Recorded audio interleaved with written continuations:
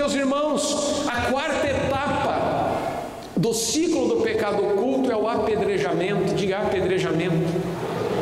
Imagine aquela nação inteira jogando pedras sobre aquele homem, sobre a sua família, sobre os seus bens, sobre a sua tenda. Eles foram apedrejados e finalmente eles morreram no vale de Acor, que quer dizer problemas. Este é o quinto passo do pecado oculto, é a morte e a destruição completa. É o vale de problemas, é a ruína total, é a destruição completa. E ali Acã pereceu, levou com ele a sua família, e aquele lugar ficou em memória diante da nação de Israel. E para que Deus desse vitória ao seu povo, para que Deus fizesse com que aquele povo conquistasse a terra prometida, foi necessário que o anátema fosse removido do meio deles. Diga graças a Deus. Mas, meus irmãos, será que esse pecado só acontecia no passado? O pecado oculto, o pecado escondido? Ou será que acontece nos dias de hoje? É interessante porque Deus, Ele conhece o mais profundo do nosso ser. Quando você está sozinho, muitas vezes na calada da noite, os olhos de Deus estão sobre a tua vida. Quando você faz uma viagem para um lugar longínquo, aonde você diz assim: nesse lugar ninguém me conhece, os olhos de Deus estão sobre você naquele lugar. Você pode ir para um lugar mais distante, na hora mais escura da noite, e achar que está sozinho, mas você não está, porque os olhos de Deus estão sobre a tua vida. Meus irmãos, o anátema, ele acontece através do roubo, daquela pessoa que às escondidas toma aquilo que não é seu para obter vantagem. O anátema ocorre através da prostituição. Muitas vezes daquele pai de família que tem a sua esposa, que tem os seus filhos, mas que tem uma vida dupla, e que muitas vezes recorre à prostituição, e ali ele começa a se corromper e praticar esse tipo de pecado, achando que vai ficar impune. O anátema ocorre através da pornografia, quando a pessoa muitas vezes acha que está sozinha, ninguém está vendo, está apenas ele e uma tela de computador, e ali ele viaja por horas e momentos na pornografia. É anátema. O pecado oculto acontece através do vício. Eu até hoje à tarde estava meditando nessa mensagem e lembrando de uma passagem muito interessante. Um pastor, certa vez, ele foi a uma loja de roupas e ali ele encontrou um homem da sua igreja. E aquele homem, ele não havia sido liberto ainda do vício do cigarro. Ele estava com o cigarro, dando aquelas baforadas, né? Aquelas tragadas ali, soltando fumaça, fazendo até círculos com a fumaça ali, né? Todo relaxado. Dizem que relaxa, né? Não sei. E quem entra pela porta? O pastor. E quando ele vê o pastor, que susto, né? A primeira coisa que ele faz é pegar o cigarro na mão e pôr no bolso. E o pastor chega até ele: paz, irmão, como é que vai o senhor? Tudo bem? E ele estava até meio engasgado, quase nem conseguia falar com o pastor. E o pastor começou a conversar com aquele homem, e a conversa começou a ir longe, e começou a sair uma fumaça no seu bolso. E o homem preocupado, e o homem preocupado. E o pastor: tira a mão do bolso, tira a mão do bolso, nem está frio, né? Tira a mão do bolso. E uma hora o pastor não aguentou e disse: tira a mão do bolso, senão esse cigarro vai lhe queimar. Né? Pecado oculto, pecado escondido. Meus irmãos, nós não podemos nos esconder da face do nosso Deus. Nós temos que ser transparentes para com Deus, e temos que ser transparentes para com o nosso próximo. Você sabe que muitas vezes, quando a gente pensa nisso, a gente se assusta, né? A Bíblia diz que um certo homem, ele foi levado, a Bíblia não diz isso, mas é uma história, uma ilustração, de um homem que foi levado aos céus, e Deus disse para ele: olha, eu vou passar o filme da tua vida. Já pensou se fosse você essa pessoa, se fosse eu? Você ia ter coragem de assistir junto com Deus ao filme da tua vida? Existem cenas que a gente preferia cortar, não é verdade? Coisas que muitas vezes nos envergonham. Meus irmãos, e todo pecado tem consequências. Ele pode ser o mais escondido que seja, e a primeira coisa com quem comete esse pecado é o que eu falei, é aquela aparente sensação de vantagem. Eu estou me dando bem, eu estou levando vantagem, ninguém está vendo nada, eu estou pegando isso aqui, não é meu, mas ninguém está vendo, eu vou enriquecer, eu vou crescer, eu tenho a minha vida, não tenho que dar contas a ninguém, e assim por diante.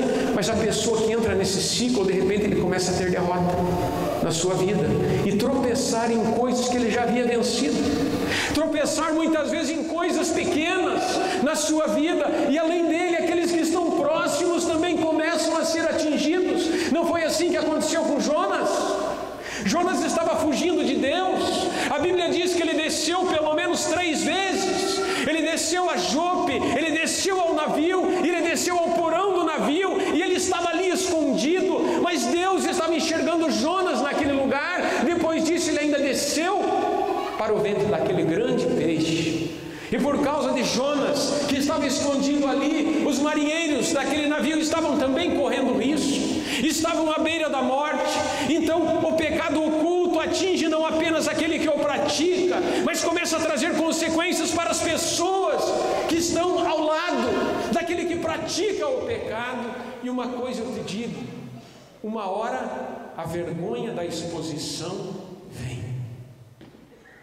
Uma hora a vergonha da exposição vem.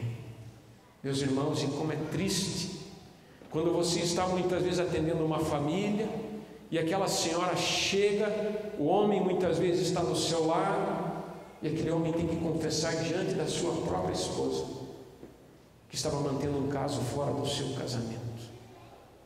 É terrível quando a máscara é tirada e a pessoa mostra a sua verdadeira face, mostra verdadeiramente quem é. A vergonha da exposição. Quando aquela pessoa que é dada ao roubo, muitas vezes alguém, hoje é muito comum ter uma câmera de segurança, não é verdade? E aquela pessoa é chamada na empresa e é pega, como se fala, com a boca na botija errada, não é verdade? Tomando para si aquilo que não é seu. Aí o pecado já começa a mostrar as suas garras, aí o pecado já começa a mostrar as suas consequências, mas não para por aí, porque além da vergonha da exposição, ainda vem a dor do apedrejamento. O que é o apedrejamento? Fulano fez isso, fulano fez aquilo, eu já duvidava mesmo dele, eu já pensava nisso, e vem o apedrejamento, e o apedrejamento, a pessoa exposta é apedrejada e lançada no vale de Acor, no vale dos problemas. Meus irmãos, quantas pessoas que nós conversamos hoje e que muitas vezes dizem: pastor, a minha vida é apenas uma multidão de problemas, a minha vida está uma inteira confusão. Mas eu pergunto, aonde estão as raízes desse problema? Aonde está a origem deste problema? É claro que nem todos os problemas que nós enfrentamos são consequências de pecados ocultos, mas o pecado oculto leva ao vale dos problemas e das dificuldades. Se nós encerrássemos essa mensagem hoje, eu creio que você iria para a tua casa muito triste, né? Até chateado com o pastor, e até ia dizer assim: eu não volto mais nessa igreja. Mas nós vamos continuar a mensagem. Amém? Este ciclo pode ser interrompido pela graça e pela bondade de Deus. Diga graças a Deus e aplauda o nome do Senhor.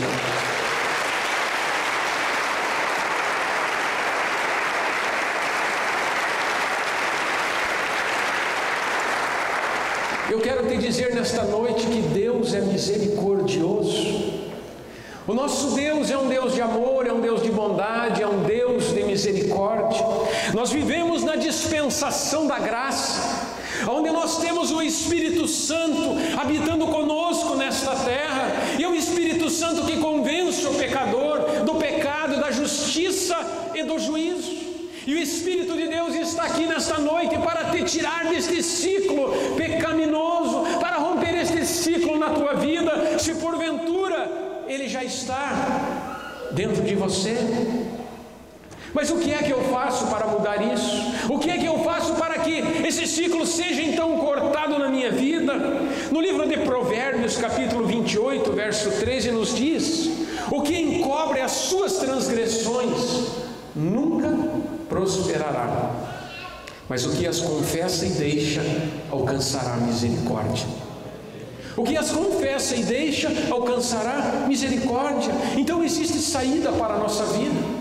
Se este pecado entrou no nosso coração, se nós estamos com o anátema dentro de nós, se existem pecados ocultos e escondidos na nossa vida, este ciclo pode ser rompido hoje e você pode sair daqui para uma vida vitoriosa. Você pode viver de vitória em vitória. Talvez você esteja fracassando em pequenas coisas, talvez os problemas estejam atingindo as pessoas que te cercam, mas através da confissão sincera e do arrependimento, hoje nós podemos sair daqui para uma vida vitoriosa. Mas, meus irmãos, qual é o padrão de arrependimento? Lucas, capítulo 15, fala acerca de um jovem. Essa parábola é conhecida como a parábola do filho pródigo e é uma das parábolas que eu mais amo, porque fala do grande amor e da grande misericórdia do nosso Deus. Um jovem que desrespeitou o seu pai, um jovem que desonrou o seu pai e disse para ele: pai, dá-me a parte da herança que me pertence, antes do seu pai ter morrido. Para ele não fazia diferença se o seu pai estava vivo ou estava morto. Ele toma a riqueza que não foi ele que havia adquirido, mas foi o seu pai. E a Bíblia diz que ele parte para uma terra longínqua, para uma terra distante. Longe dos olhos do pai, ele vive uma vida de iniquidade, ele vive uma vida de pecado, ele mergulha numa vida de trevas e de iniquidade. A Bíblia diz que veio uma grande fome sobre aquela terra. Ele perdeu os seus bens, porque um dia a riqueza que é construída sem honra se vai. E aquele jovem bate à porta dos seus amigos, e as portas estavam fechadas. Os seus amigos o ignoram, não abrem a porta para ele, afinal ele não tinha mais riquezas, ele não tinha mais dinheiro. A palavra diz que ele vai, e o único emprego e ocupação que ele encontra é cuidar de porcos, animais considerados imundos para os judeus. A sua fome era tão grande que ele desejava alimentar-se com as bolotas que os porcos comiam. E é isso que o pecado leva, e é isso que uma vida afastada de Deus conduz o ser humano. Aquele jovem, longe da presença do Pai, estava agora colhendo as consequências das suas atitudes e das suas decisões. E eu creio que o maior erro que ele cometeu foi sair da presença do Pai. Talvez ele tivesse problemas ali também. Talvez ele não concordava com tudo que o seu pai fazia, mas ele tinha a presença protetora do Pai para cuidar dele. Longe do Pai, ele se viu perdido e humilhado. Naquela situação, sem nada, para alguém que já teve tudo, sem ter ao menos o alimento, sem ter roupas dignas, e ali humilhado, cuidando dos porcos. A Bíblia diz que ele caiu em si. Ele estava fora de si, ele havia perdido o seu juízo, mas agora ele caiu em si. Ele diz: quantos jornaleiros do meu pai têm abundância de pão, e eu estou aqui passando necessidades. O que é um jornaleiro? É alguém que cumpre uma jornada de trabalho, alguém que trabalhava pelo menos um dia para o seu pai, ou apenas um período com o seu pai, e talvez não tivesse nenhum grande vínculo com ele, tinha abundância de pão. Mas aquele jovem que outrora filho, agora passava privações e necessidades. Ele toma a decisão mais importante da sua vida. Ele diz: voltarei para o meu pai e direi: Pai, pequei contra os céus e pequei contra ti, e já não sou digno de ser chamado teu filho, mas faz de mim como um dos teus jornaleiros.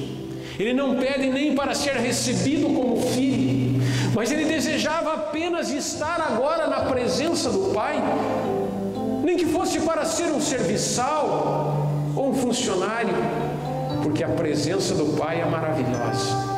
Amém?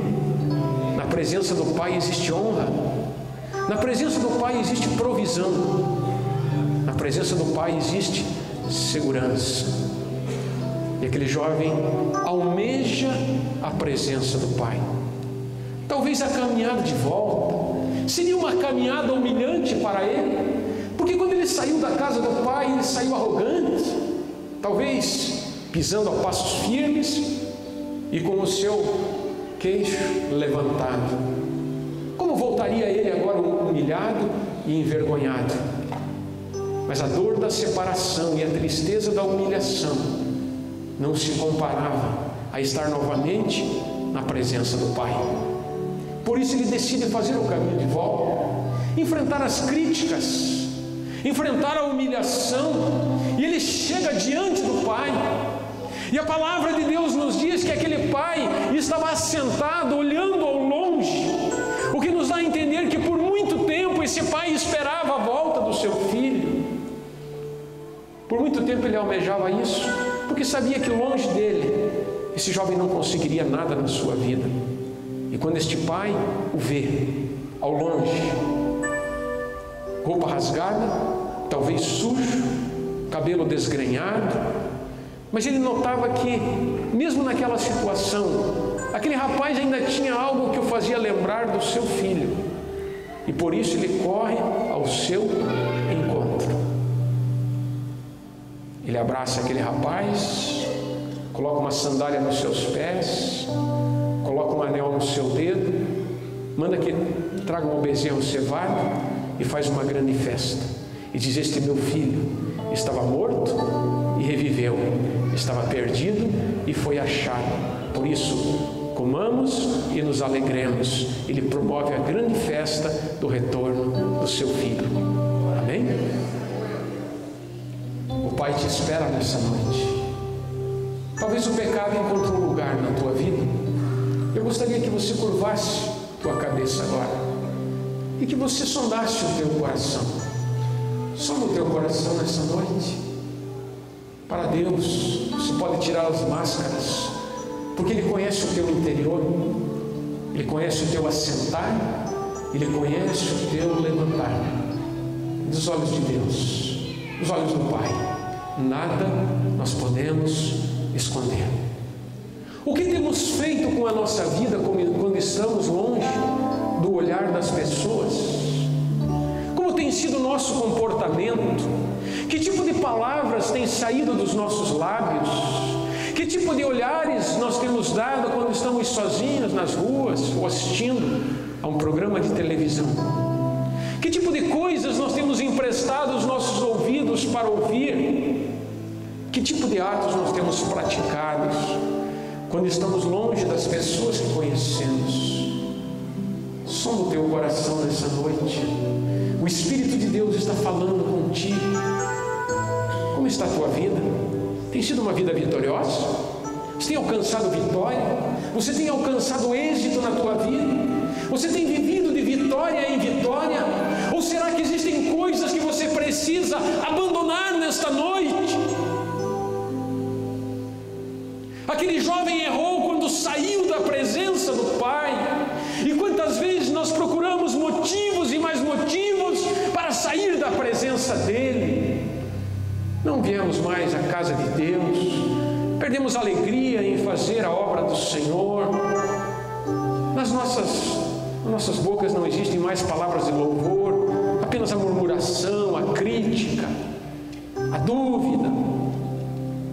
E quantas coisas que desagradam o Pai Celestial. Mas esta é uma noite de reconciliação. É uma noite de voltarmos ao primeiro amor, de voltarmos à presença do nosso Pai, onde existe pão em abundância, onde existe segurança, onde existe vitória. E eu quero orar por você nessa noite. Coloca a tua mão direita à altura do teu coração. Peça, Espírito de Deus, traz à minha memória agora os meus erros, as minhas falhas. Traz, Senhor, ao meu coração atitudes que eu tenho cometido, talvez no oculto, mas que tem desagradado a Ti, que tem entristecido o Teu coração. O Pai está com saudades de você.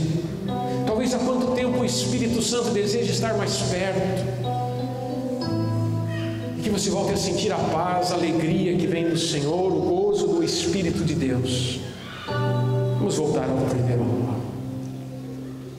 Pai querido, esta noite nós ouvimos a Tua palavra e ouvimos, Senhor, das consequências tão terríveis que o pecado tem causaram na vida de Acã e da sua família, e tem causado, meu Pai, na vida de tantas pessoas. Nós estamos hoje aqui para rasgarmos o nosso coração, Senhor. Nós estamos hoje aqui para permitir que o Teu Espírito Santo venha nos sondar nesta noite. Nós estamos orando por aqueles que nos assistem também através do seu aparelho de televisão ou da internet, mas que ouviram a Tua palavra com o desejo sincero de uma vida vitoriosa. Meu Pai, eu Te peço, toca este coração neste momento. Toca o coração deste homem, meu Pai, que tem lutado para manter a fidelidade com a sua esposa, mas não tem conseguido. Meu Deus, que talvez ainda não caiu na prostituição, no adultério, mas está a um passo. Talvez, meu Pai celestial, já está enveredando pelo caminho da pornografia, Senhor, e os seus olhos já não são mais fiéis à sua esposa. Meu Pai, alcance essa esposa que tem lutado para manter a lealdade para com seu esposo, Pai, mas que talvez esteja tão perto de cair, está sendo, Pai, enredada, enlaçada pelo pecado. Rompe este ciclo nesta noite, pelo Teu poder e pela Tua misericórdia. Meu Deus, nós estamos confessando a Ti os nossos erros, nós estamos nos arrependendo aos Teus pés nesta noite, porque nós lemos na Tua palavra, Senhor, que é bem-aventurado aquele que confessa e deixa a transgressão, porque alcançará a misericórdia. Oh, meu Pai celestial, aquele que muitas vezes tem levado vantagem através do roubo, enganando pessoas, o seu patrão, a empresa, e achando que tudo está normal, mas, Pai, isso desagrada a Ti, isso entristece ao Teu Espírito Santo. Purifica-nos, Senhor, nesta noite. Ó Espírito Santo de Deus, e vem sobre as nossas vidas, vem restaurar a nossa comunhão com o Pai, vem nos levar, Senhor, à presença gloriosa do Deus Todo-Poderoso. Nós queremos voltar a sentir a paz, a alegria que vem de Ti, Senhor, a alegria da salvação, a comunhão gloriosa com o Teu Espírito Santo. Nós queremos, meu Pai celestial, ter o gozo e a alegria de estar na Tua casa, de realizar a Tua obra, de testemunhar do Teu amor e do Teu poder. Meu Deus, e se Satanás, a antiga serpente, inoculou este veneno na vida, Senhor, de pessoas que aqui estão ou que nos assistem nesta noite, que o sangue de Jesus venha ser o antídoto agora para cancelar a ação deste veneno nas nossas vidas. Doce Espírito de Deus, não são as minhas palavras que convencem a ninguém, porque eu também sou falho e pecador, mas é o Teu doce Espírito que nos convence. E nós queremos, Pai, nos humilhar diante de Ti, porque não queremos apenas uma vida de vitória, mas queremos caminhar de vitória em vitória, de vitória em vitória, em nome de Jesus. Perdoa-nos, Senhor,